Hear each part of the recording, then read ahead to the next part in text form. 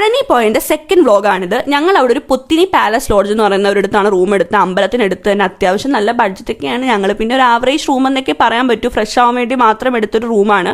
അവിടെ ദണ്ഡാപാണി എന്ന് പറഞ്ഞ ഗവൺമെൻറ്റിൻ്റെ തന്നെ സ്ഥാപനത്തിലുണ്ട്. പക്ഷെ അവിടെ നിലവിൽ പണി നടക്കുന്നതുകൊണ്ട് ഇപ്പോൾ റൂം സർവീസ് ഒന്നും ഇല്ലെന്നാണ് പറയുന്നത് ഞങ്ങൾ ചെന്നപ്പോൾ. അങ്ങനെ പിന്നെ അതിന് ശേഷം ഞാൻ താണ്ടി ഒരു മല്ലിപ്പൂ ഒക്കെ വാങ്ങി തലയിൽ വെച്ചു. പിന്നെ ഒരുപാട് പേര് നമ്മൾ കൺവിൻസ് ചെയ്ത് ഓരോ സാധനങ്ങൾ മേടിക്കാൻ, അല്ലെ മോളെ ഇത് മേടിക്കൂ, ഇത് മേടിച്ച് ഭണ്ഡാരത്തി ഇടൂ, അത് ഭണ്ഡാരത്തി ഇടൂ എന്നൊക്കെ പറയും. നമ്മളൊരു കൺവിൻസ് ചെയ്യപ്പെടാൻ പറ്റുന്ന ആൾക്കാരാണെങ്കിൽ, അല്ലെങ്കിൽ നമ്മളൊരു അവരെ കാണുമ്പോൾ ഒരു നിഷ്കളങ്കതയൊക്കെ തോന്നുമെങ്കിൽ നമ്മളിത് വാങ്ങും. ഞാൻ അതുപോലെ വാങ്ങിയതാണിത്. ഒരു ശൂലവും പിന്നെ അതിനകത്തുനിന്ന് ഫാമിലിയുടെ ഇതാണ്. പക്ഷേ എനിക്കെന്തോ അവരുടെ ജീവിത മാർഗ്ഗമാണെന്ന് തോന്നിയപ്പോൾ ഞാനത് വാങ്ങി ഭണ്ഡാരത്തിലിടുകയും ചെയ്തു കേട്ടോ. പിന്നെ അതിനുശേഷം സഞ്ജുവിന് കാവടി ഉണ്ടായിരുന്നു. അപ്പോൾ അവൻ്റെ കാവടിയുടെ കുറേ കാര്യങ്ങളൊക്കെ ചെയ്യാൻ പോയി. നല്ല രീതിയിൽ നമ്മുടെ പൈസ വാങ്ങി പറ്റിക്കപ്പെടാനൊക്കെ ചാൻസ് ഉള്ളൊരു പ്ലേസാണ്. നിങ്ങൾ ആദ്യമായിട്ടാണ് പോകുന്നുണ്ടെങ്കിൽ അതറിഞ്ഞ് കാര്യങ്ങളൊക്കെ ചെയ്യാൻ വേണ്ടി നിൽക്കുക.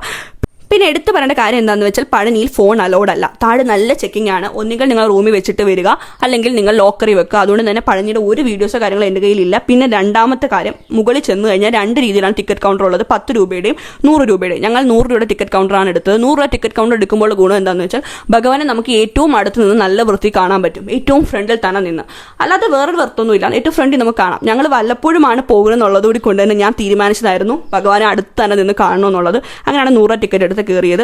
അതിനുശേഷം ഞങ്ങൾ ഒരു 12:30 ആയപ്പോഴാണ് തോന്നുന്നു തിരിച്ചു വന്നത്. പിന്നെ ദാണ്ട് ഒരു വെജ് മീൽസ് ശരവണ ഭവനിൽ നിന്നാണ് വാങ്ങിയത്.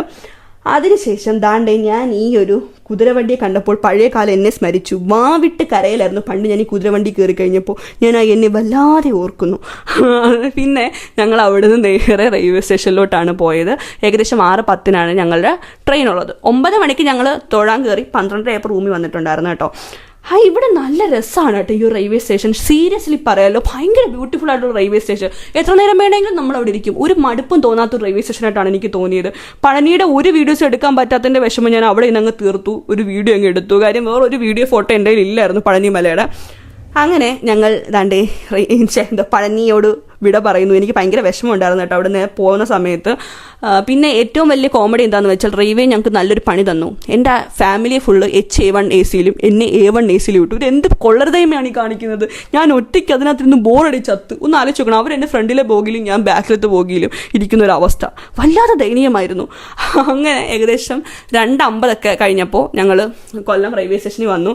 ആ സമയത്ത് ഞാൻ എടുത്ത വീഡിയോ ആണ്. നല്ല ടയേർഡാണ്. കാര്യം 2 ദിവസമായിട്ട് ഉറക്കം എന്ന് പറയുന്ന സാധനം എൻ്റെ 7 അയലത്തൂടെ പോയിട്ടില്ലായിരുന്നു. നേരെ വീട്ടിൽ ചെല്ലുക, കിടന്ന് ഉറങ്ങാന്നുള്ള ചിന്ത മാത്രമേ ഉണ്ടായിരുന്നുള്ളൂ.